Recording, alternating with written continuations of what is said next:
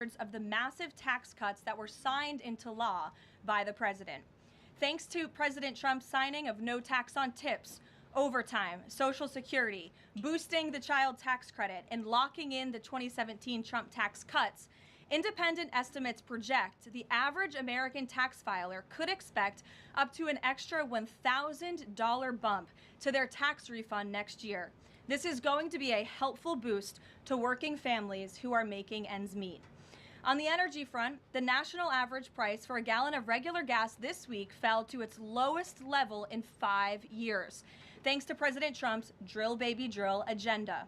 According to Gas Buddy, the average price for regular gas on Monday was below $3 per gallon in 43 states, below $2.75 per gallon in 30 states, and at or below $2.50 per gallon in 17 states. In fact, gas prices were below $2 a gallon at stations in at least 19 states.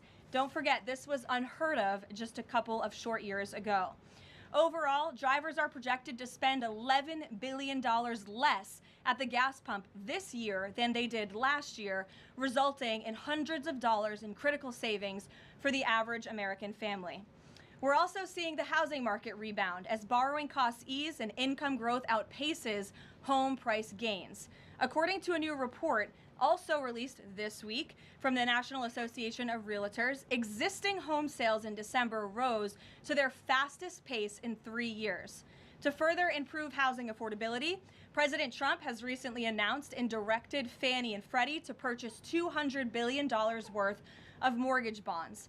As a result of these actions, mortgage rates have fallen to their lowest level in years. As of last Friday, rates for the average 30-year mortgage are down more than 1 full percentage point. Because of these significant declines, monthly housing payments are now at their lowest level in 2 years, and we expect this decrease to continue.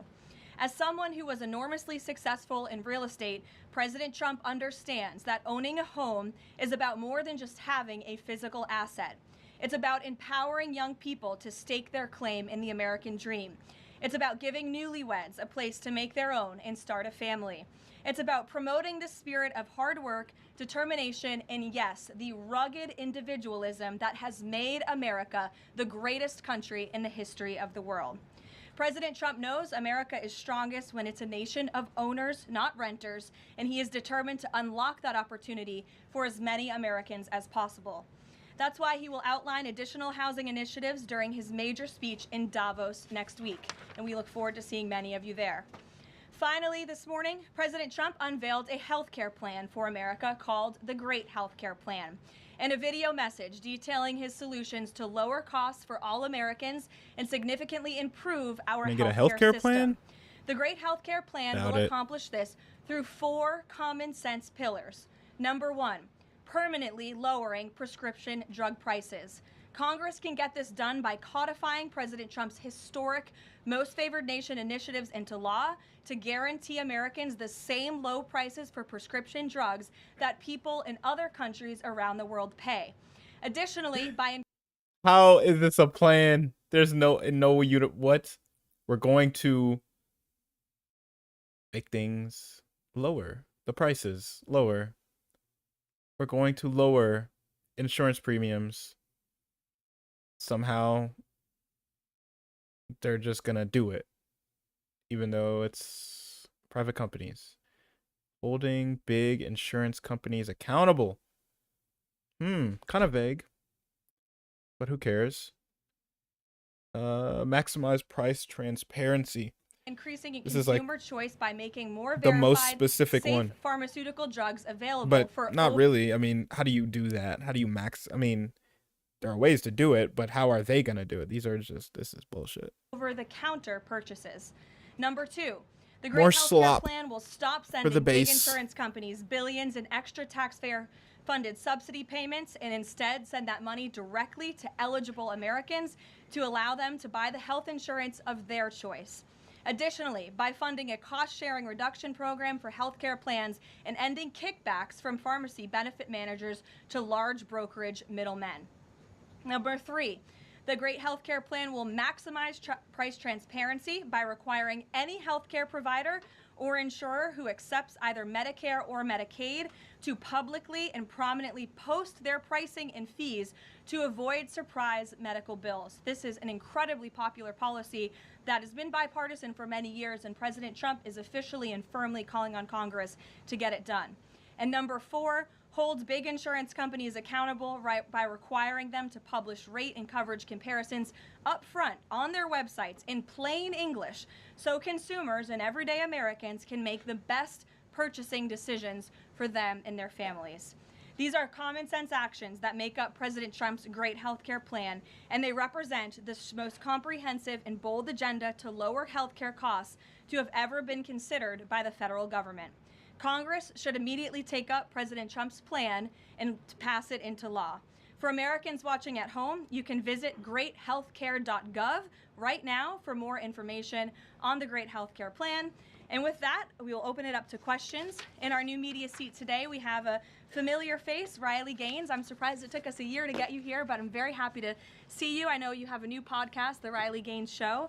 And so thank you. And you brought a beautiful baby and your lovely husband too. So thank you so much for joining. And why don't you kick us off? Absolutely. Well, thank you. First and foremost, congratulations to you. Being a girl mom will change your life in the best way possible. So excited you get to shop all the pink and the frilly and the bows. Oh, is I she was pregnant? in Washington, D.C. earlier this week for the Supreme Court case. There were 2 arguments that were heard surrounding sex-based rights and if it's constitutional for states to pass laws that ultimately protect those rights for women. If the Supreme Court rules as anticipated in favor of maintaining these sex-based rights, is the administration prepared to take action against the states? I believe at this point it's 23 states that don't have those protections for women? Absolutely. And as you know, Riley, the administration already has done so. We've taken action in a number of fronts against these states who are failing to uphold the president's executive orders and this administration's policy of simply protecting women and women's. An executive order is not the fucking law. Get over yourself. Sports and in women's private spaces. We've gone to the mat with She's so shameless. large universities in this country as well to try to fight for what's fair and what's just for women and girls across the country. So I know you were at the arguments. I listened to them myself as a woman and as a former athlete, and I think the president speaks on common sense on this issue, that women's sports and private spaces should be protected, and that there are 2 genders, there are 2 sexes. That is not something we should be afraid to say in this country. And I think, frankly, it was quite alarming to not only hear a couple of justices gravel over that basic, fundamental, biological fact that men and women are different but inherently equal, but we are certainly different, and women deserve such rights. We hope and expect that the Supreme Court will rule in the right way on this matter. Thank you. Gabe. Carolyn, thank you very much. A lot to talk about. Sure. Isn't there always a lot to talk about? What can you share about the president's meeting with Maria Corina Machado? Is it underway? What can you share about that? And then also, the president said yesterday that Delcy Rodriguez was, quote, a terrific person. Does the president trust the remaining members of the Maduro regime? I will say, to your first question, the meeting was about to begin as I was stepping out of the Oval Office moments ago, so my understanding is that it's underway right now. I know the president was looking forward to this meeting, and he's was expecting it to be a good and positive discussion with Ms. Machado, who is really a remarkable and brave voice for many of the people of Venezuela. So the president looks forward to obviously talking to her about the realities on the ground in the country and what is taking place. As for Ms. Rodriguez, the president did speak with her directly this week. As you know, he revealed that to all of you yesterday. And Secretary Rubio and the administration have been in constant communication with Ms. Rodriguez and other members of the interim government in Venezuela. They have been extremely cooperative. They have thus far met all of the demands and requests of the United States and of the president. And I think you have all seen that play out. We obviously had a $500 million energy deal that was struck in large part because of the cooperation from Ms. Rodriguez. Venezuela and Ms. Rodriguez have also confirmed that they will be releasing political prisoners from Venezuela. There were 5 Americans who were recently released this week as well. So the president likes what he's seeing and will expect that cooperation to continue. And regarding the investigation into the leak that the president referenced yesterday, what is the administration's position on the Washington Post reporter? The Post has reported that she was told that she is not a target of the investigation. Does the administration believe she did anything wrong? And then also, what is the administration's position on the Pentagon Papers case from the 1970s that affirmed reporters' right to publish classified information under certain circumstances? Well, since this is an active investigation, I don't want to comment on it much more than what we did yesterday to obviously confirm the investigation, and I can confirm what the Attorney General stated and the President as well, which is that the individual, unfortunately a contractor at the Pentagon, chose to unlawfully leak classified and very serious information to this Washington Post reporter. Hence why the reporter's home was looked into by the FBI, rightfully so.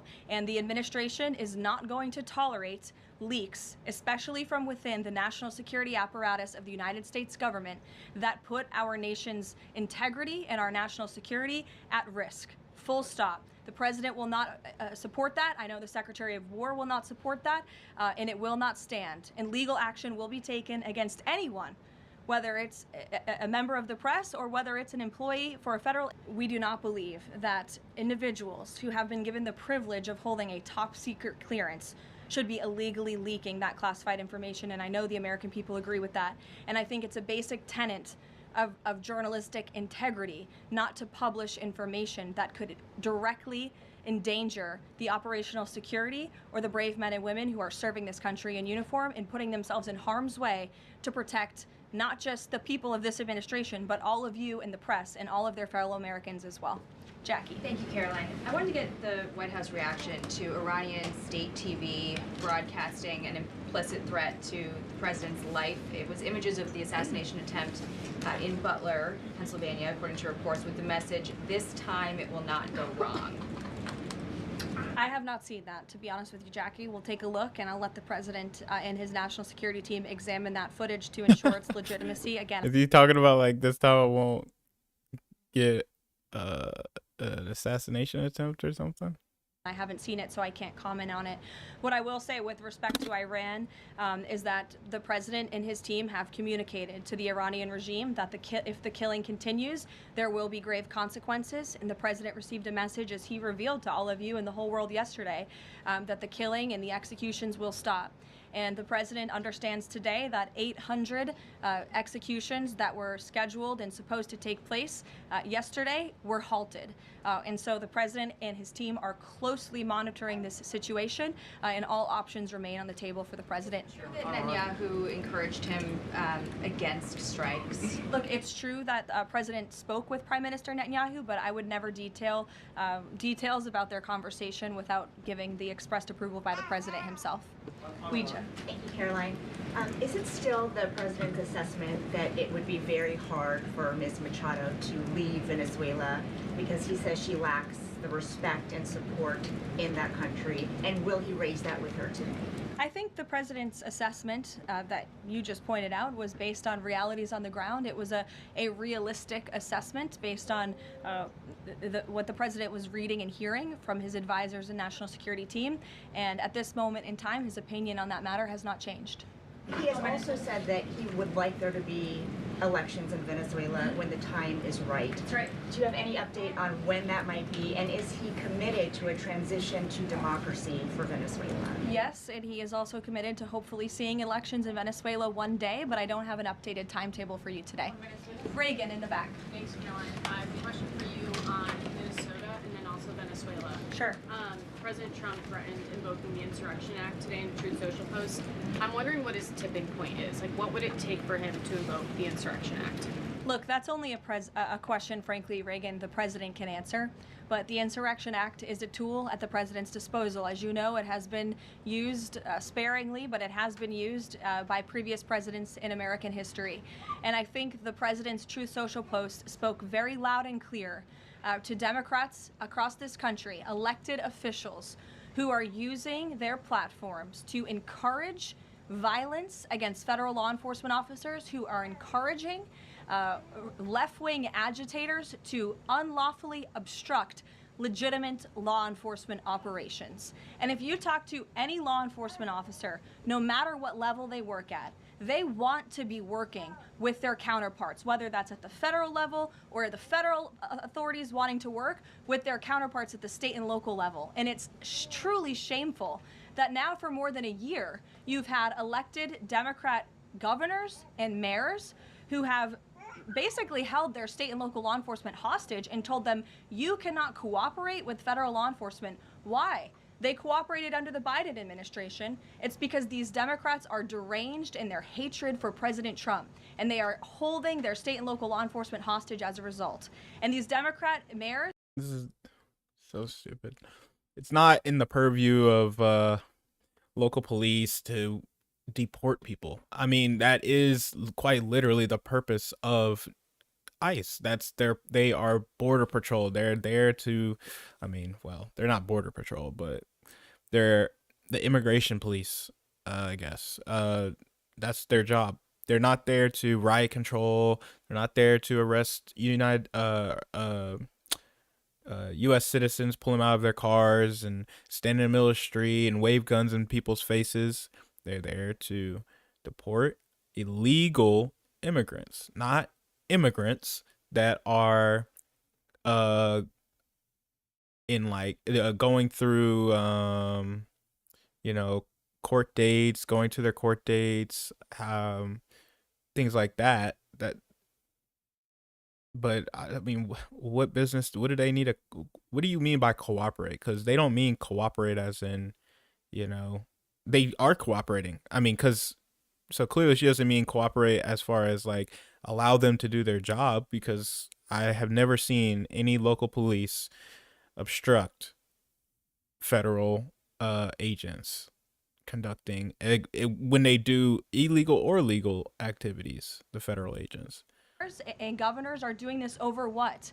Over the lawful and legitimate law enforcement operations to remove violent criminals from the streets of Minnesota, from the streets of California, completely from the streets of New York, claims. And from the streets of every state across this country. And you don't see these riots and this vandalism taking place in states like Florida. Why? Because you have a governor in that state who has empowered federal and local authorities to work together. And it's despicable what we're seeing. It's also BS because ICE is not tear gassing people. They're not, I mean, in Florida, they're purposefully doing a separate response in particular cities and states that they deem to be left leaning, in order to paint a certain picture. The posture of ICE in particular states is purposely different. From these Democrat politicians, especially in sanctuary states and cities across the country. Yesterday, Caroline. Go ahead, John. Oh, thank you so much. My question is, President Trump has talked twice in recent days, once at the Kennedy Center and then to Reuters again last night, about canceling the election. Why is he talking about this? I believe you're referring to the president's interview at Reuters last night. I was in that interview. It was a closed-door interview. Obviously, there was not audio or video. The president was simply joking. He was saying, we're doing such a great job. We're doing everything the American people thought. Maybe we should just keep rolling. But he was speaking facetiously. And then one more. Sure. On the labor secretary. She's under investigation. When he says something fucking retarded or treasonous or anti-democratic or straight up fascist, authoritarian, it's just a joke, guys. It's just a meme. It's just a meme, guys. Or you just didn't understand them, guys.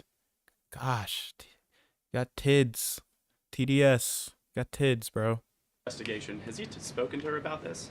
I don't know if the got the president meta has spoken glasses on? directly to the You got meta secretary. If glasses they on. have, I'm unfamiliar with that conversation, but I have spoken to the president about that report regarding the secretary. He's aware of the internal investigation, and he stands by the secretary, and he thinks that she's doing a tremendous job at the Department of Labor on behalf of American workers. PBS, go ahead.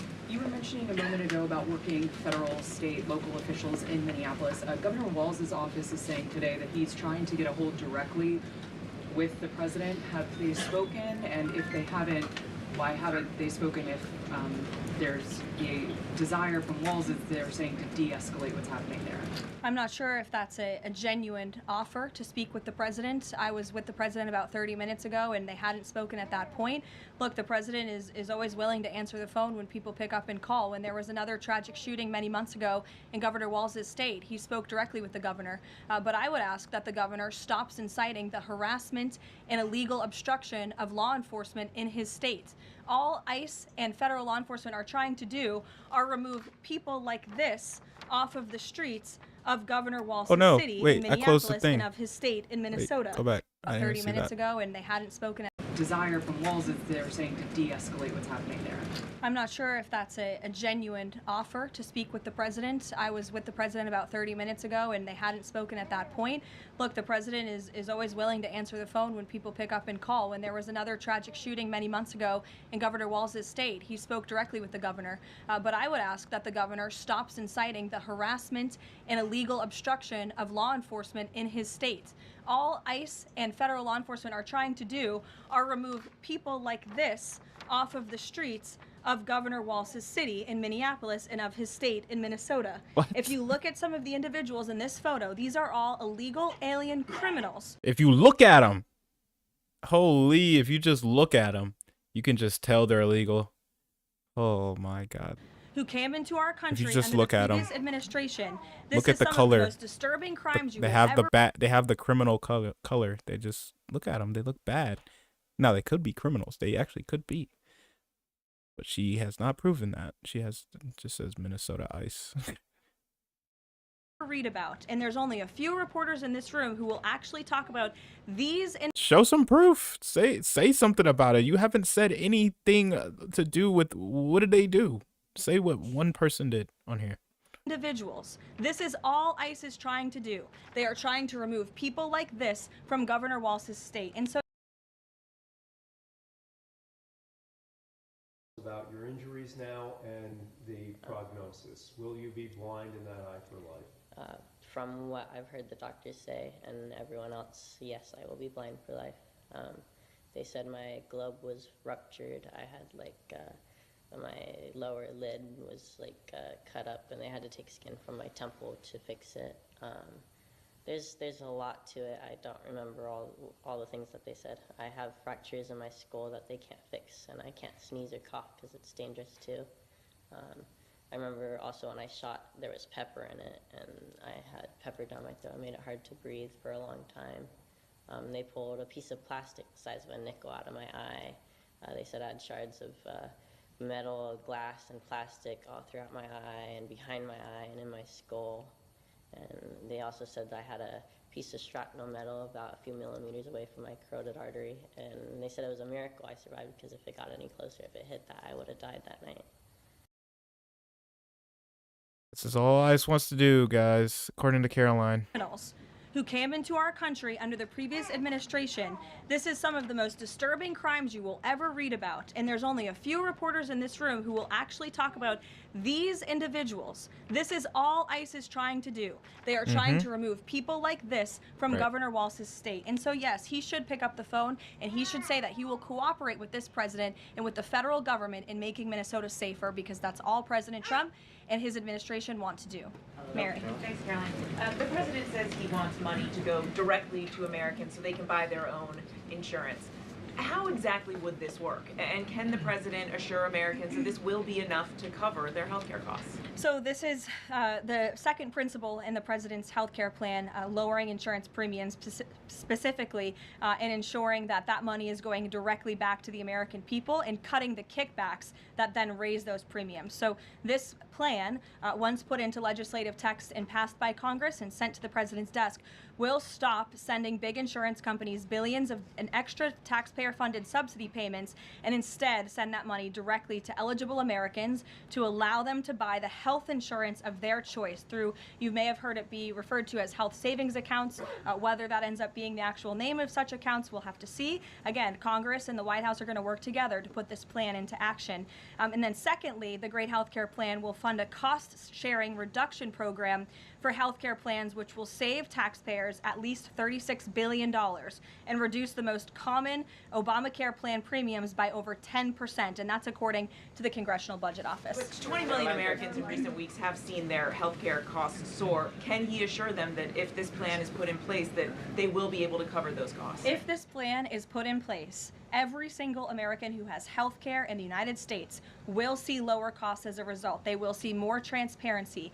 All of these proposals that are within the Great Healthcare Plan are incredibly popular with the American people, and they will impact everyone, not just a small fraction of those who are within the healthcare marketplace, but every single American will continue to see their costs go down. And I will note that they already are with respect to prescription drug prices. When you look at what the president has done with most favored nations, you've seen these big pharmaceutical companies in the Oval Office saying that this president and his team were nonstop, around the clock, pressuring us and negotiating with us to lower the cost of prescription drugs for Americans. And we are already seeing that to the tune, in some cases, of more than 500%. And that Trump RX website is something that the administration will be formally not launching very soon. Just making up numbers. So Americans will have access to those lower costs of drugs.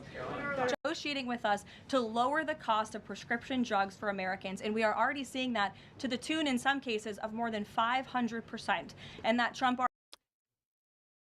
She's repeating the Trump math. They lowered it 500%. Right. RX website is something that the administration will be formally Show your work. launching very Show soon, me the math. so Americans will have access to those lower curious. costs of drugs. Josh. Thank you. Show me the math. Called on credit card companies to lower cap rate to 10% effective the 20th next week. If they don't do that, what's his? What'll he do? What's the threat? Well, tariffs? No, I'm just kidding. The president certainly has an expectation, Josh, that the credit card companies will do this, just as he did with the pharmaceutical companies, that they will lower costs for American consumers. I don't have a specific consequence to outline for you, but certainly this is an expectation and, frankly, a demand that the president has made. Can you give us an update on the Fed? Sorry. There was some reporting from, I think, Fox Business that Rick Reeder had an interview this week scheduled.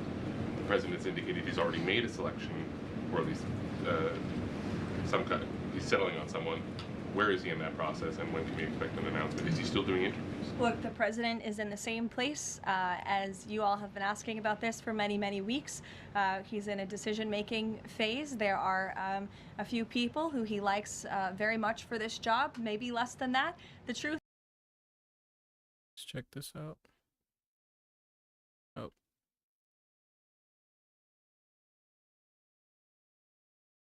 It's not some creation of modernity, whether we're talking about the 1700s or the 20th century. The Geneva Conventions, the Nuremberg Tribunal, excuse me, the Geneva Conventions and the Nuremberg Tribunal? Yes, those exist, but War II? international laws, the jus gentium goes back to antiquity. However, It's very clear that it really means whatever he wants it to mean. Funny enough, it was airstrikes on Iran which triggered that debate. At the time of the recording, this looks entirely possible that recent history will be repeated. Ever since Trump became president, most foreign policy bigwigs have written many mournful op-eds and essays about American isolationism and its shriveling influence on the world. Now the feverish talk is of an imperial Trump building an American empire with dominion of the Americas and tentacles stretching to Tehran. So if the Donroe Doctrine, as people are